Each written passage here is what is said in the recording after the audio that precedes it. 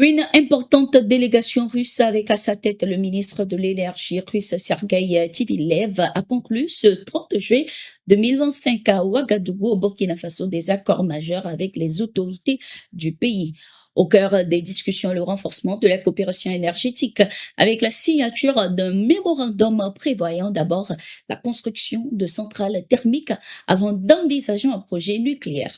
Les deux parties ont acté la création prochaine d'un conseil d'affaires bilatéral et d'une commission intergouvernementale permanente, conformément aux orientations du président Ibrahim Traoré. Un autre projet concret a émergé. Il s'agit de l'établissement d'une liaison aérienne directe entre les deux capitales, symbole du rapprochement en cours. Cette visite qui a rassemblé plus de 70 responsables russes et plusieurs ministres burkinabés marque ainsi une étape décisive dans le partenariat entre les deux pays. Le ministre russe Tivilev a insisté sur le caractère équilibré et mutuellement bénéfique de cette coopération, tandis que le Burkina y voit une opportunité pour diversifier ses alliances et accélérer son développement énergétique.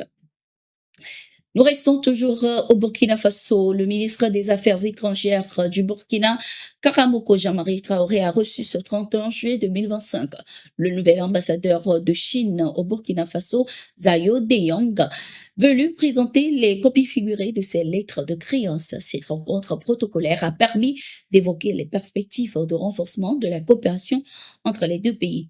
L'ambassadeur chinois a ainsi exprimé sa détermination à œuvrer pour consolider les relations bilatérales, sollicitant l'accompagnement du ministre des Affaires étrangères burkinabé.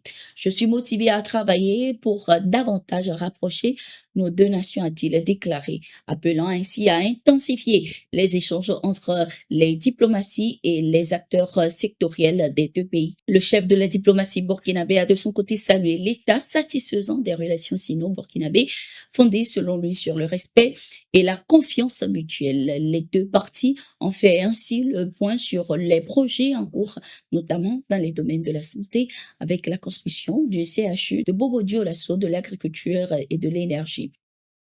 Nous sommes arrivés à la fin de cette édition de Gatigo. Merci d'être resté avec nous. Nous sommes en continu sur nos différentes plateformes et sur notre site d'information, le www.touafrica.com.